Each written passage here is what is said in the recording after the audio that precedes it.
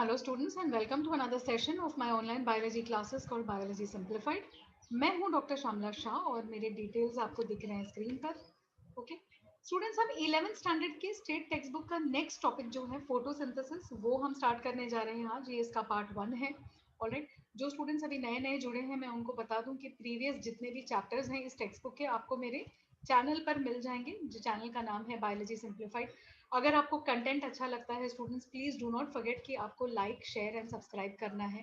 Please subscribe करना मत भूलिए, मैक्सिमम इसको शेयर कीजिए राइट अपने सारे फ्रेंड्स में, ताकि किसी की मदद हो जाए. ऑलराइट स्टूडेंट्स, एक रिक्वेस्ट है कि आप जो वीडियोस है उसको बिल्कुल एंड तक देखिएगा ज़रूर, क्योंकि मैंने बहुत मेहनत से ये वीडियोस बनाए हैं. मैंने नोटिस किया है कि टीचिंग के वक्त बहुत सारे स्टूडेंट्स को छोटे छोटे वर्ड्स में और डाउट्स कॉन्सेप्ट्स में डाउट्स रहते हैं. तो इसीलिए मैंने कोशिश की है कि ऑनलाइन कंटेंट में जब बनाऊं तो मैंने ऑलमोस्ट हर वर्ड को, हर टर्म को टेक्निकली एक्सप्लेन करने के लिए ट्राई किया है. तो प्लीज़ वीडियोस को एंड तक ज़रूर देखिए. ओके, आपके कंसेप्ट्स बिल्डअप करने में बहुत मदद होंगे, even from NEET point of view. Another important announcement जो मैं अभी पिछले कुछ वीडियोस में आपको बता रही हूँ कि 9 से लेकर 12 तक मेरे ऑनलाइन एंड ऑफलाइन क्लासेस दोनों शुरू हो गए हैं. तो आपको किसी भी बोर्ड के लिए, अगर बायो के लिए ट्यूशंस की ज़रूरत है, क्लासेस की ज़रूरत है, individual tuitions, group tuitions, alright, अगर आप चैप्टर वाइज लेना चाहें, मॉड्यूल वाइज लेना चाहें, ओनली टेस्ट सीरीज लेना चाहें, मेरे पास बहुत सारे ऑप्शंस हैं. तो प्लीज़ मुझे कांटेक्ट ज़रूर कीजिए. मैं बहुत जल्द एक व्हाट्सएप ग्रुप बनाऊंगी, उसका लिंक मैं आपको शेयर करूंगी. तो जो स्टूडेंट्स इंटरेस्टेड है वो मुझे व्हाट्सएप पे भी ज्वाइन कर सकते हैं. ऑलराइट, जो स्टूडेंट्स नीट कंसिडर कर रहे हैं, चाहे आपका फर्स्ट टाइम हो या आप रिपीट हो, मेरा गारंटी है कि आपके कंसेप्ट क्लियर होंगे और आपका स्कोर जो है वो डेफिनेटली बेटर हो जाएगा. तो प्लीज़ डू कंसिडर कि आप मुझे कांटेक्ट कीजिए. ओके स्टूडेंट्स, आज हम है ना 12th टॉपिक जो है इसको शुरू करने जा रहे हैं. तो बीच में आपको शायद लगेगा कि कुछ टॉपिक मैंने मिस किया है, बट ऐसा नहीं है. कि क्योंकि एट दिस करंट टाइम जो करंट ईयर है उसके लिए कुछ टॉपिक्स कैंसिल किए गए हैं.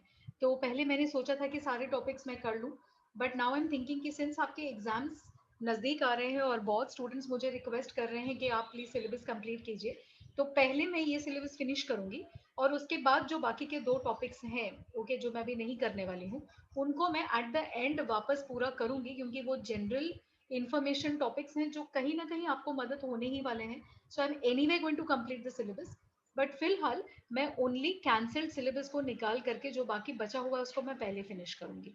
ठीक है, ओके. हैविंग सेड दैट, अभी टॉपिक पे शुरू कर देते हैं. ठीक है, फोटोसिंथेसिस जो है, इस टॉपिक को या इस वर्ड को आपने बहुत पहले से सुन रखा हुआ है, वो तो कुछ नया नहीं है राइट.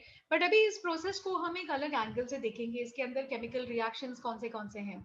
ओके, प्लांट किस तरीके से सोलर एनर्जी या किसी भी लाइट एनर्जी को यूटिलाइज करके, ओके, उस लाइट एनर्जी को कन्वर्ट करता है इनटू केमिकल एनर्जी, और उस केमिकल एनर्जी से कैसे पूरी की पूरी दुनिया का जो जिंदगी है, जो लाइफ फॉर्म है, वो सस्टेन होता है, उसको हम देखेंगे इस चैप्टर में. ठीक है, तो फोटोसिंथेसिस अर्थ पे एक ही सिंगल प्रोसेस है, इसके जैसा दूसरा कोई भी प्रोसेस नहीं है, जहां पर से या जिसको यूज करके आप सूर्य के एनर्जी को, उसकी ऊर्जा को ट्रैप करके पकड़ के, ओके, उसकी कन्वर्जन खाने में हम करते हैं. करेक्ट है, हम मतलब प्लांट्स करते हैं. तो फोटोसिंथेसिस एक ही प्रोसेस है जिससे सोलर एनर्जी डायरेक्टली हमारे फूड चेन में एंटर हो सकता है. ठीक है, अब इसको जरा टेक्निकली अगर हम डिफाइन करें तो फोटोसिंथेसिस क्या है.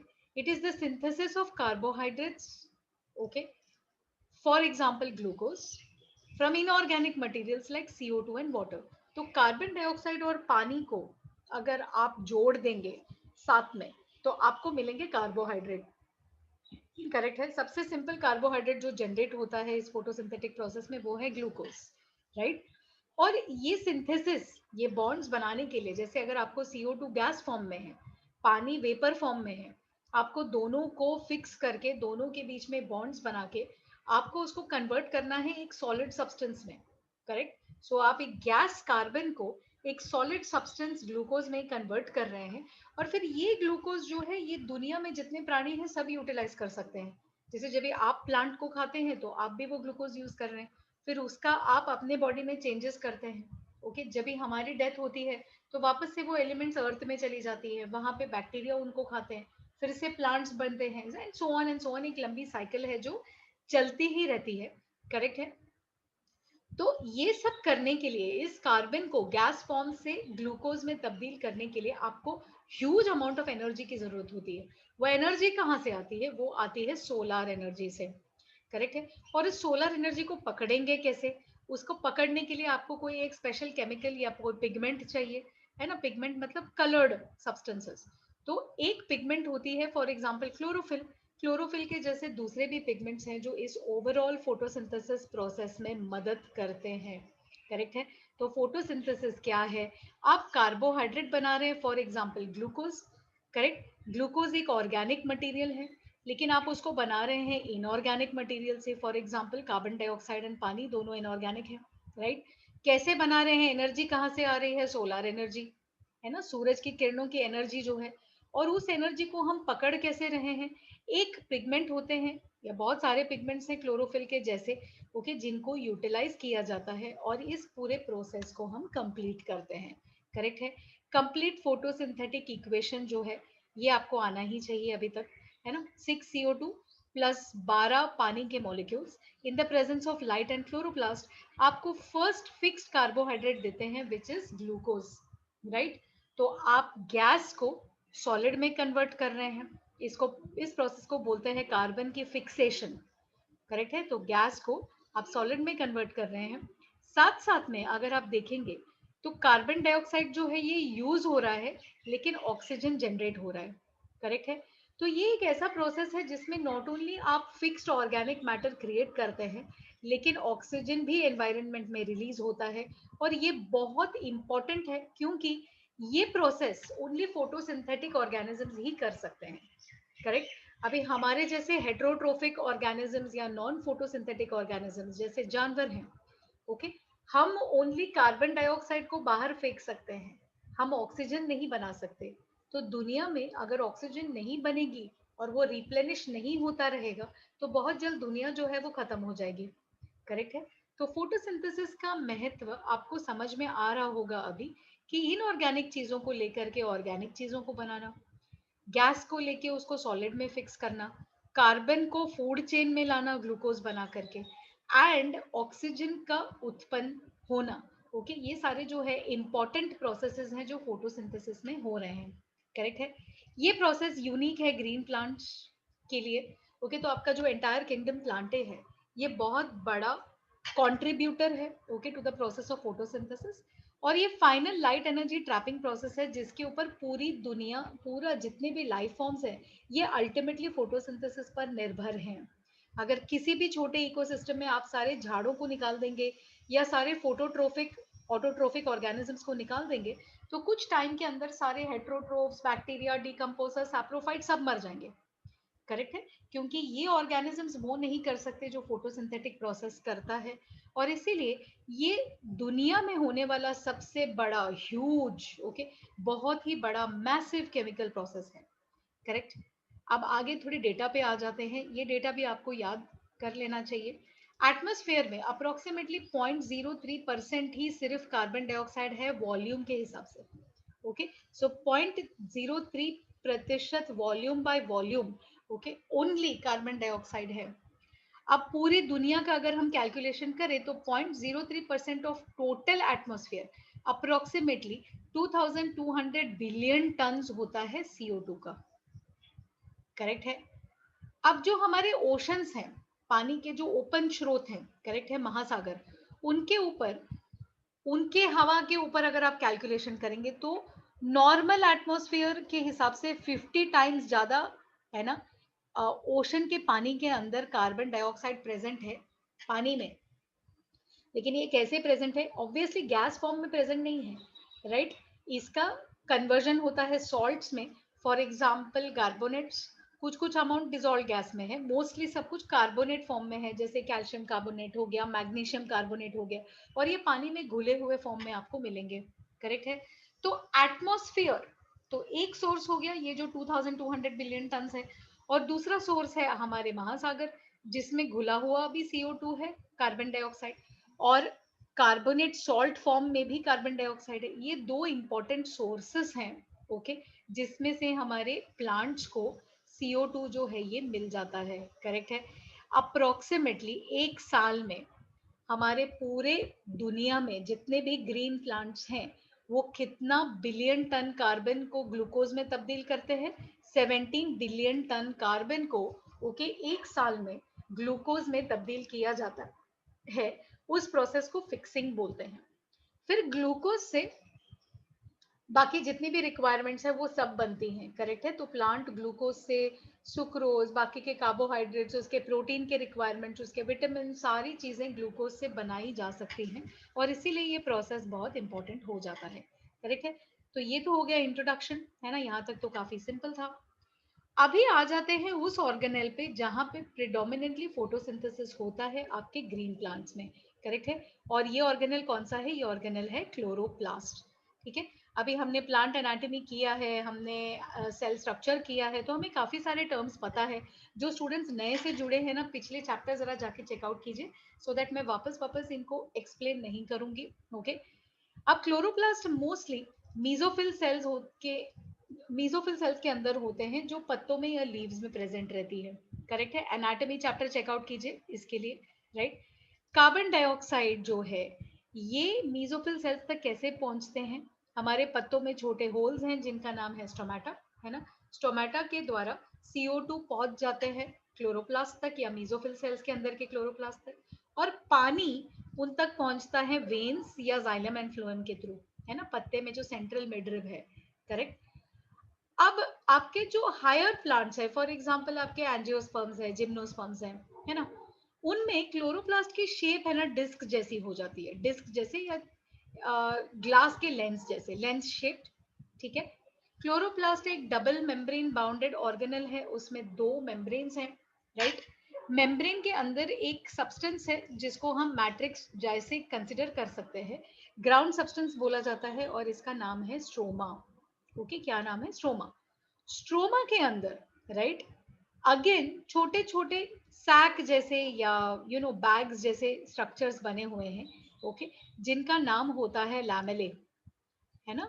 तो अगेन स्ट्रोमा के अंदर पतले पतले मेम्ब्रेन, डबल मेम्ब्रेनस सैक्स या लैमेले प्रेजेंट होते हैं, और ये लैमेले जब एक के ऊपर एक के ऊपर एक इनको रख दिया जाता है, जैसे बहुत सारी गोनियों को रख दिया है, तो ये एक ऐसा स्ट्रक्चर बनाते हैं जिनका नाम होता है ग्रानम, करेक्ट? हर एक सैक जो ग्रानम का स्टैक बनाता है, इंडिविजुअल सैक या इन सिंगल सैक का नाम होता है थाइलाकॉइड, करेक्ट है? तो इसको जरा डायग्राम देख के सिंप्लीफाई कर लेते हैं, ओके? सो ये है, इसको थोड़ा मैं रिड्यूस कर देती हूँ। तो ये आपको डायग्राम दिख रहा है, ठीक है? तो इसको इन्होंने कट किया है, ये एक्चुअली पूरा एक ऐसे फुल राउंड या लेंस शेप्ड क्लोरोप्लास्ट होना चाहिए, इन्होंने सेक्शन निकाला है। अब सेक्शन में आप देख सकते हैं बाहर का एक मेम्ब्रेन है जो डार्क ग्रीन कलर का आपको दिख रहा है, बाहर का सरफेस, है ना? ये है एक्सटर्नल मेम्ब्रेन। सेकेंड लाइन जो अंदर बॉर्डर बनी है वो है इंटरनल मेम्ब्रेन, राइट? फिर उसके बाद ये देखिए, ये जो इंडिविजुअल ट्रैक्स हैं, है ना, round round round round round, तो ये जो बीच में आपको दिख रहा है ना शीट जैसा, देखिए शीट जैसा, इसका नाम है लैमेला, करेक्ट है? लैमेला जब एक के ऊपर एक के ऊपर एक ऐसे स्टैक टाइप में हो जाता है, तो इस लैमेले को हम लोग नाम दे देते हैं ग्रानम। ग्रानम इज दिस, ये जो डिस्क जैसे दिख रहे हैं, एक दो तीन चार, है ना, कॉइन्स जैसे रखे हुए हैं, और हर एक इंडिविजुअल कॉइन का नाम होता है थाइलाकॉइड, करेक्ट है? तो बेसिकली बेसिकली होता ये है कि आपके क्लोरोप्लास्ट के अंदर, है ना, एक वाइट मैट्रिक्स मटेरियल है जो है स्ट्रोमा। मान लीजिए कि आपने एक डबल मेम्ब्रेन का सैक ले लिया है और उसके अंदर आपने थोड़ा सा जेल भर दिया है, तो ये हो गया आपका बाहरी स्ट्रक्चर, ओके? और जो जेल है वो स्ट्रोमा का काम कर रहा है। अभी आप क्या करते हैं? अभी आप दो चीजें करते हैं। एक तो आप शीट्स जैसे सब्सटेंसेस लेते हैं, ओके, और उनको उस बैग के अंदर भर देते हैं, तो वो हो गया आपका लैमेला, करेक्ट है? और लैमेला जो है ना, लैमेला के आजू बाजू या ऊपर नीचे आप वापस से छोटे छोटे बैग जैसे स्ट्रक्चर्स लेके उसके ऊपर स्टैक करते हैं, ऊपर नीचे आगे पीछे, ओके? तो आपके पास है ना स्ट्रोमा के अंदर दो स्ट्रक्चर्स हो जाते हैं जो आप देख सकते हैं। एक है लैमेला, राइट, और एक है ये थाइलाकॉइड, जो छोटे छोटे सैक जैसे कॉइन जैसे स्ट्रक्चर्स हैं, करेक्ट है? दोनों के अलग अलग फंक्शंस हैं फोटोसिंथेसिस में, राइट? इसीलिए दोनों स्ट्रक्चर्स इक्वली इंपॉर्टेंट है और आपको उसको समझना है कि इंटरग्रानल लैमेला या लैमेला सेक्शन जो है ये अलग है, स्ट्रोमा लैमेला, ओके। और थाइलाकॉइड्स और ये जो ग्रैनम स्ट्रक्चर है ये अलग है। इनमें दो अलग अलग तरीके के फोटो सिस्टम्स ऑपरेट करते हैं, इसको हम थोड़ा बाद में देखेंगे, करेक्ट। इसके अलावा आपको और क्या नजर आ रहा है यहाँ पे, है ना, क्लोरोप्लास्ट का अपना एक डीएनए है, राइट। ये बहुत इंपॉर्टेंट चीज है। बहुत कम ऑर्गेनेल्स ऐसे हैं जिनमें आपको उनका खुद का डीएनए मिलेगा। एक क्लोरोप्लास्ट है और दूसरा है माइटोकॉन्ड्रियन, करेक्ट है। सो ये दोनों बहुत इंपॉर्टेंट है। अनदर थिंग आपको यहाँ दिखेगा, ये है प्लास्टोग्लोब्यूल, ओके। थोड़ा सा स्टोरेज टाइप का मॉलिक्यूल है, ऑलराइट, फैट्स एक्सेट्रा स्टोरेज करता है। And you can see ribosomes. तो दैट मीन्स आपको क्या समझ लेना चाहिए कि आपका जो क्लोरोप्लास्ट है इसके अंदर खुद का डीएनए भी है, इसके अंदर खुद का राइबोसोम भी है। दैट मीन्स ये अपने थोड़े बहुत रिक्वायरमेंट्स खुद भी पूरा कर सकता है। ये सेल्फ रेप्लिकेटिंग या इंडिपेंडेंट ऑर्गेनेल है।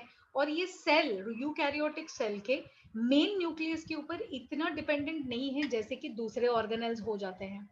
यस और नो, ये तो लॉजिक है ना, क्योंकि उसका खुद का डीएनए है ना।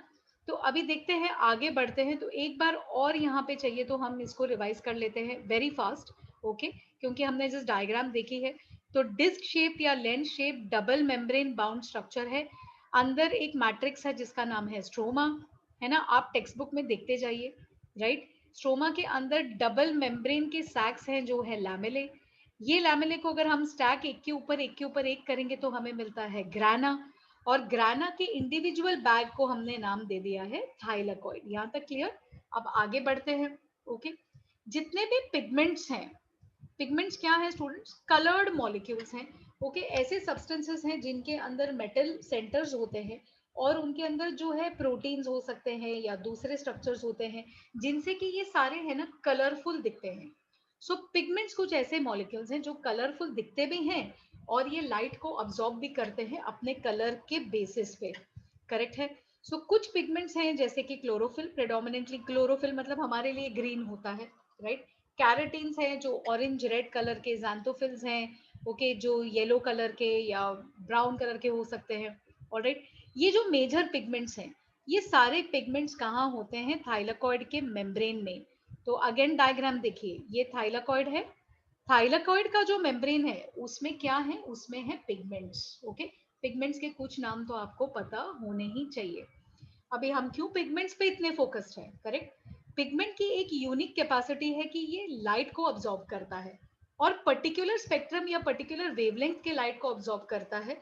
स्पेसिफिकली वो लाइट जो हमारे विजिबल रीजन में है, मतलब हमारे विबज्योर रीजन में है, करेक्ट है। तो जो पिगमेंट्स हैं ये फैट सॉल्युबल हैं, राइट। फैट में घुलते हैं और इसीलिए मेम्ब्रेन के लिपिड पार्ट में इनको स्टिक करके रखा जाता है। कौन सा मेम्ब्रेन, थाइलाकॉइड का मेम्ब्रेन, है ना। तो आपको सिस्टम थोड़ा समझना है, ओके, क्योंकि ये एक टेक्निकल टॉपिक है तो इसको मुझे थोड़ा सा स्लो लेना पड़ेगा सो दैट आपको एवरी सिंगल एस्पेक्ट याद हो जाए, अंडरस्टैंड हो जाए, करेक्ट है। तो थाइलाकॉइड का जो डबल मेम्ब्रेन है, ओके, वो मेम्ब्रेन एक फॉस्फोलिपिड मेम्ब्रेन है। आपने मेम्ब्रेन स्ट्रक्चर स्टडी किया है। क्योंकि उसमें लिपिड है तो फैट सॉल्युबल जो आपका पिगमेंट है वो उसमें आसानी से जाके फंस जाता है और उधर वो एंकर हो जाता है। पिगमेंट्स लाइट को, विजिबल लाइट को पर्टिकुलर स्पेक्ट्रम में अब्सॉर्ब करते हैं। अब्सॉर्प्शन इतना क्यों इंपॉर्टेंट है, क्योंकि अगर वो लाइट को अब्सॉर्ब करेंगे तो उसके अंदर के एनर्जी को भी अब्सॉर्ब करेंगे और उस एनर्जी का वो यूटिलाइज करेंगे, ओके, एंजाइम्स की मदद के साथ में। और ये क्या करेंगे, इस सोलर एनर्जी को जो उन्होंने अब्सॉर्ब करके रख लिया है उसको वो कन्वर्ट कर देंगे एटीपी में और NADPH में, करेक्ट है। NADPH and ATP।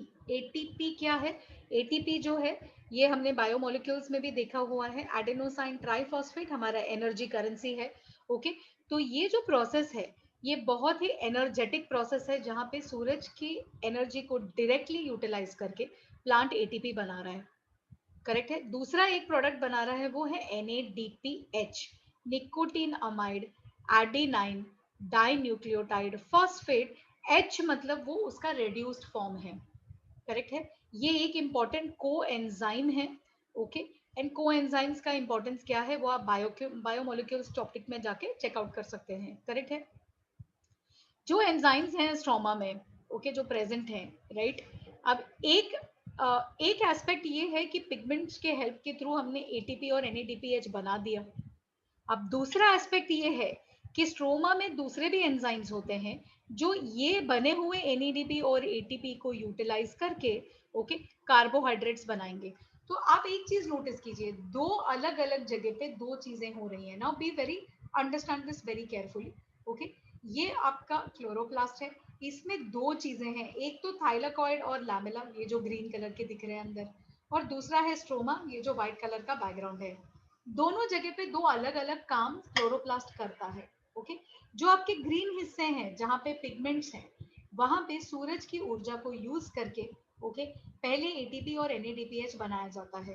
ATP energy देता है, एनएडीपीएच हाइड्रोजन का डोनर है, करेक्ट है। तो ये दो चीजें पहले बनाई जाती है। फिर second half of the story में जो स्ट्रोमा के एंजाइम्स हैं वो इसी एटीपी इसी एनएडीपीएच को यूज करके ओके इस रिएक्शन को कैरी आउट करते हैं जो आपने यहाँ पे लिखी है, carbon dioxide plus water giving you glucose plus oxygen plus water again. तो ये जो CO2 की फिक्सिंग है, CO2 का जो कन्वर्जन है जो आपको ग्लूकोज में करना है, उसके लिए एनर्जी कहाँ से आती है? उसी एटीपी से जो पहले बनी है। उसके लिए हाइड्रोजन कहाँ से आता है? उसी NADPH से जो पहले बनी है, करेक्ट है। तो क्लोरोप्लास्ट में दो इंटरलिंक्ड और काफी कॉम्प्लिकेटेड रिएक्शंस एक साथ में होते हैं जो आप आगे पढ़ेंगे। एक रिएक्शन वो है जहां लाइट की जरूरत है, ओके, जो फर्स्ट रिएक्शन की हमने बात की जो थाइलाकॉइड में होता है, और उस रिएक्शन को हमने नाम दिया है लाइट डिपेंडेंट रिएक्शन। और जो सेकेंड रिएक्शन है जो लाइट डिपेंडेंट रिएक्शन के एंड प्रोडक्ट्स को यूज करके बनता है, एटीपी को एनएडीपीएच को, करेक्ट है। ये जो एंड प्रोडक्ट्स को यूज करके बनता है जो स्ट्रोमा में होता है और वहां पे कार्बन डाइऑक्साइड की फिक्सेशन होती है ग्लूकोज में, उस रिएक्शन को हमने नाम दिया है लाइट इंडिपेंडेंट रिएक्शंस। कुछ कुछ टेक्स्ट बुक्स में उसको बोला जाता है डार्क रिएक्शन, करेक्ट है। आई होप आपका इतना अंडरस्टैंडिंग अभी तक क्लियर है, राइट। अगर आप इसको काटेंगे इस थाइलाकॉइड को तो अंदर आपको ये छोटे से गैप्स दिखेंगे which is called the lumen. यहाँ पे इन्होंने थोड़ा बढ़ाया है, इस को एक्सटेंड करके दिखाया है। तो ये इंडिविजुअल स्टैक्स है थाइलाकॉइड के, ये स्ट्रोमल लैमेले हैं, करेक्ट है। ओके, और ये क्लोरोप्लास्ट का स्ट्रक्चर है, ठीक है। आई होप यहाँ तक आप क्लियर हैं। ओके, अब थोड़ा आगे बढ़ते हैं, दो मेजर टाइप के क्लोरोफिल मॉलिक्यूल्स को देख लेते हैं, राइट। तो क्लोरोफिल जो है हमारे लिए, हम बचपन से क्लोरोफिल क्लोरोफिल ग्रीन कलर्ड, अभी हम उसको थोड़ा मॉडिफाई करते हैं। क्लोरोफिल ए और क्लोरोफिल ए ये दो बी, ये दो प्रेडोमिनेंट क्लोरोफिल मॉलिक्यूल्स हैं, हालांकि दूसरे भी हैं। You have chlorophyll C, you have chlorophyll D, you have chlorophyll E, बहुत अलग अलग टाइप्स के मॉलिक्यूल्स हैं। लेकिन प्लांट्स में, खास करके हायर प्लांट्स में, क्लोरोफिल ए एंड बी जो है ये दो प्रेडोमिनेंट तरीके के क्लोरोफिल्स हैं, ठीक है। फर्क क्या है? क्लोरोफिल ए में होता है एक methyl group, okay, CH3 group, और क्लोरोफिल बी जो है, करेक्ट है, इसमें होता है एक अल्डिहाइडिक ग्रुप जो CHO है, राइट। केमिकली क्लोरोफिल मॉलिक्यूल के होते हैं दो पार्ट्स, ओके। एक हेड होता है टेट्रापाइरॉल या पोरफायरिन रिंग की। पोरफायरिन रिंग्स आर बेसिकली बहुत बड़े बड़े ऐसे रिंग लाइक स्ट्रक्चर्स हैं, इसमें डायग्राम आपको नहीं दिया है, ओके। तो आप ये मान के चलिए कि बड़े रिंग्स हैं जो आपस में कनेक्ट होके दे आर रियली ह्यूज, बहुत बड़े स्ट्रक्चर्स होते हैं, ठीक है। तो केमिकली क्लोरोफिल में होता है एक पोरफायरिन रिंग, और उस पोरफायरिन रिंग को अटैच होता है एक लंबा हाइड्रोकार्बन का टेल, ओके, जिसको हम बोलते हैं फाइटोल टेल। तो फाइटोल टेल पोरफायरिन रिंग को अटैचमेंट दिखाता है, करेक्ट है। ये हो गया आपका क्लोरोफिल। अब सेकेंड टाइप की मॉलिक्यूल है pigments which are called carotenoids. Carotenoids जो है ये लिपिड्स या फैट बेस्ड कंपाउंड्स हैं, फैट से बनती हैं। ऑलमोस्ट सारे ही हायर प्लांट्स में इनको पाया जाता है, बहुत सारे माइक्रो ऑर्गेनिजम्स में भी ये हैं, ओके। कैरोटेनॉइड्स के कलर्स, कैरोटीनॉइड्स के colours red, orange, yellow and brown, correct है। और ये जो कैरोटेनॉइड्स हैं ये हमेशा क्लोरोफिल के साथ साथ में पाए जाते हैं, करेक्ट। तो एक चीज आपको याद रखना है, फोटोसिंथेसिस में ओनली क्लोरोफिल के साथ में काम नहीं चलता, आपको बहुत सारे दूसरे एक्सेसरी पिगमेंट्स भी चाहिए, करेक्ट है। अब कैरोटेनॉइड्स दो तरीके के होते हैं, एक तो होते हैं कैरोटीन्स। कैरोटीन नाम कैरेट से आता है, ओके। तो आपका जो गाजर है या कैरेट है वो ऑरेंज रेडिश कलर का नहीं दिखता, बिल्कुल ब्राइट एकदम शाइनिंग, क्यों? क्योंकि उसमें कैरेटीन्स है, करेक्ट है, और इसीलिए उसका नाम पड़ा है. And then you have xanthophylls. So carotenes जो है ना, इनका स्ट्रक्चर देखिए C40H56. इमेजिन कीजिए these are huge lipid molecules, और इनकी कलर है ऑरेंज रेड, राइट. ज़ैंथोफिल्स जो हैं these are mostly brown, okay, yellow brown colour के पिगमेंट्स रहेंगे, ओके, और इनके अंदर ऑक्सीजन रहेगा. ठीक है. अब होता ये है, क्यों इतने सारे पिगमेंट्स चाहिए हमें, राइट. लाइट जब सन की पड़ती है, करेक्ट, तो वो सारे ही पिगमेंट्स पे पड़ती है. अभी आपको अंडरस्टैंड ये करना है, हर अलग अलग कलर का पिगमेंट अलग कलर का क्यों दिखता है, पहले आप ये सोचिए. ये एक इंपॉर्टेंट पॉइंट है जो मैं आपके साथ शेयर कर रही हूँ. ओके, सपोज आपका पिगमेंट ग्रीन कलर का दिखता है, तो वो स्टूडेंट्स ग्रीन क्यों दिखता है, आप ये सोचेंगे. लाइट तो उसके ऊपर व्हाइट कलर की लाइट पड़ रही है, सूरज की किरणों की लाइट पड़ रही है, मतलब सारे ही अलग अलग 7 कलर्स की लाइट उस पर पड़ रही है, बट हमें दिखता केवल ग्रीन है. क्यों, सोच के देखिए. बिल्कुल सही सोचा आपने, करेक्ट है. जो व्हाइट लाइट के बाकी के स्पेक्ट्रम के कलर्स हैं, फॉर एग्जांपल ब्लू है, या violet, indigo, blue, red, yellow, orange, correct, all of them. तो जो विबज्योर कलर्स हैं, ये ग्रीन पिगमेंट क्या करता है, ये बाकी के सारे कलर की लाइट को अपने अंदर समा लेता है, इट अब्सॉर्ब्स, एंड वो सिर्फ ग्रीन लाइट को बाहर फेंकता है, इसीलिए हमें वो ग्रीन दिखता है. Are you understanding this point. तो दैट मीन्स इसका मतलब क्या हुआ, ग्रीन कलर का पिगमेंट ग्रीन छोड़ के बाकी के सारे कलर्स अब्सॉर्ब करता है. ऐसे ही येलो कलर का पिगमेंट एक पर्टिकुलर येलो वेवलेंथ को अब्सॉर्ब करता है, थ्रो करता है, और बाकी सब कुछ अब्सॉर्ब करता है. Are you getting this point. तो अगर मैंने सपोज एक ही पिगमेंट यूज किया, समझिए आप इस चीज को बहुत केयरफुली, ओके. फोटोसिंथेसिस के प्रोसेस में सबसे इंपॉर्टेंट क्या है, लाइट से आने वाले मैक्सिमम ऊर्जा को हम कैसे पकड़ सकते हैं. ये और नो, जितना आप एफिशिएंसी से ऊर्जा पकड़ेंगे, जितने अलग अलग स्पेक्ट्रम को पकड़ेंगे, उतना ही बेटर आपका फिक्सेशन प्रोसेस हो जाएगा. यस और नो. तो फिर हमको क्या करना है, राइट.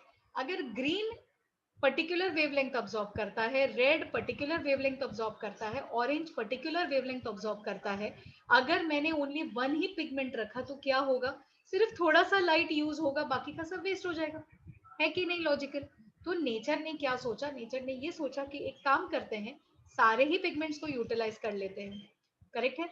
तो उसमें हम एक पिगमेंट को मेन पिगमेंट रखते हैं जो क्लोरोफिल ए है, करेक्ट है. बाकी के जो पिगमेंट्स हैं, फॉर एग्जांपल कैरोटेनॉइड्स, आपका red pigment, orange pigment, yellow pigment, brown pigment, उसमें भी ब्राउन के अलग अलग कलर्स, रेड के अलग अलग कलर्स, ये सारे पिगमेंट्स क्लोरोफिल ए के आजू बाजू में एक गुच्छा बना के खड़े रहते हैं. हाँ, और ये सब चीजें हो रहे हैं लीव्स में, पत्ते में. जैसे ही सन की लाइट पड़ जाती है, क्या होता है, सारे पिगमेंट्स अपने अपने कलर के हिसाब से फटाफट लाइट अब्सॉर्ब करना शुरू करते हैं. अलग अलग स्पेक्ट्रम के लाइट सारे पिगमेंट्स अब्सॉर्ब करते हैं, और ये जितना भी लाइट है, ये सारे पिगमेंट्स लाइट को अब्सॉर्ब कर करके उसकी एनर्जी को ट्रांसफर करते हैं क्लोरोफिल ए में.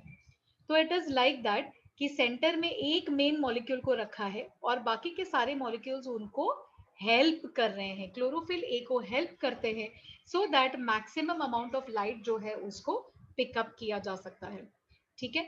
अब देखिए, ऑल राइट, जितने भी फोटोसिंथेटिक प्लांट्स हैं, इनके पास सारे ही पिगमेंट्स होते हैं, एंड इस सारे पिगमेंट्स होने की वजह से रेड और ब्लू रीजन विजिबल लाइट के बीच में जितना भी अब्जॉर्प्शन लाइट का है, वो सारा अब्जॉर्प्शन हो जाता है. ठीक है. हायर प्लांट्स में कैरोटेनॉइड्स जनरली पाए जाते हैं, लोअर प्लांट्स फॉर एग्जांपल कुछ कुछ एल्गे में होता है, बट अदरवाइज ब्रायोफाइट्स वगैरह में, लोअर प्लांट्स में कैरोटेनॉइड्स रिलेटिवली कम है. ओके. कैरोटेनॉइड्स की अब्जॉर्प्शन वायलेट से ब्लू लाइट में होती है, ये आपको याद रखना है, करेक्ट है. तो कैरोटेनॉइड्स का जो कलर है, वो कलर होने की वजह से वो ब्लू और वायलेट अब्सॉर्ब करते हैं, और रेड, येलो, ब्राउन बाहर फेंकते हैं, करेक्ट है.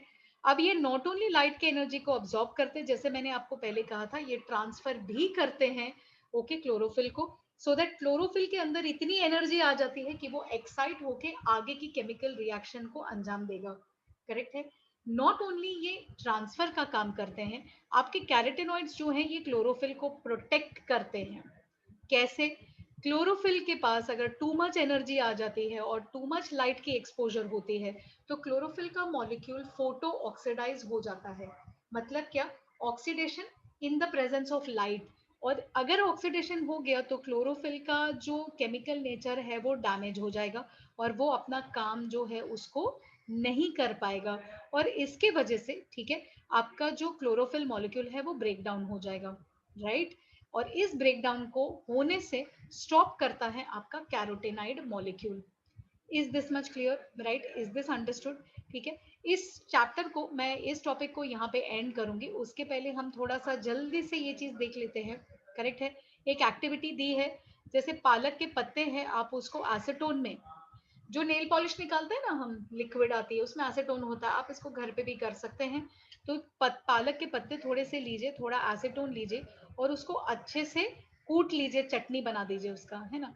थोड़ा सा और एसीटोन देके पतला कर लीजिए और उसको फिर फिल्टर कर लीजिए फिल्टर पेपर से, ठीक है। आपको दिखेगा कि जो लिक्विड निकलता है वो डार्क ग्रीन कलर का है, राइट। अब इसके ऊपर अगर आपने टॉर्च की लाइट डाली, है ना, तो आपको सोल्यूशन ग्रीन नहीं लाल दिखेगा।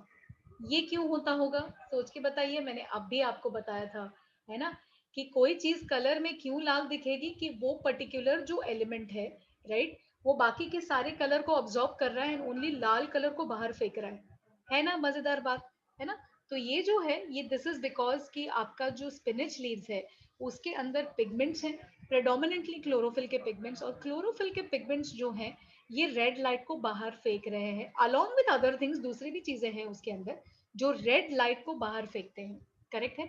और इसीलिए आपको पूरा प्रोडक्ट रेड दिखता है, करेक्ट।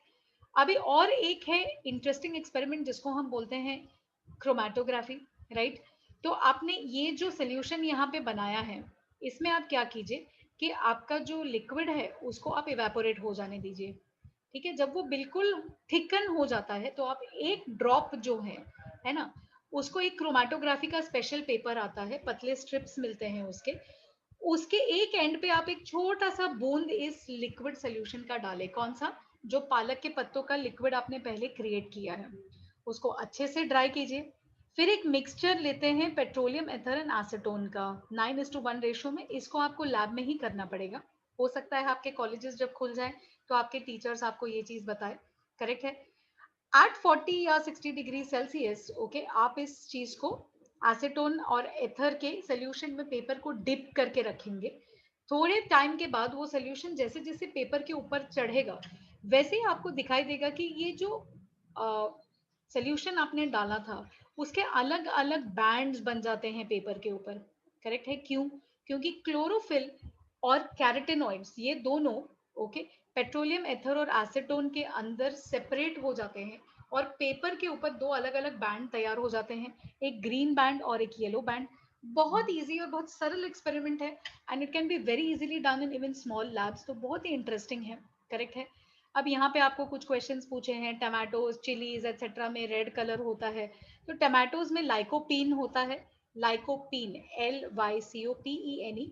कैरेटीन्स में कैरेट्स होते हैं, okay, chillies also have got lycopenes and दूसरे कुछ पिगमेंट्स होते हैं जिनकी वजह से उनके अंदर कलर्स आ जाते हैं, करेक्ट है। आपने देखा होगा रेड कैप्सिकम, येलो कैप्सिकम, सब में कोई ना कोई तरीके के पिगमेंट्स हैं जिसकी वजह से इनकी कलर्स बन जाती हैं, okay. So I hope students आपको यहाँ तक कंसेप्ट समझ में आया है, ठीक है। प्लीज डू नॉट फॉरगेट कि आपको सब्सक्राइब करना है, सब्सक्राइबर्स बढ़ाना है, ओके। प्लीज मेरे साथ में बने रहिए, मैं बहुत ज्यादा कंटेंट करने जा रही हूँ आगे भी। तो आप लोग मुझे जो मैसेजेस करते हैं मुझे बहुत अच्छा लगता है।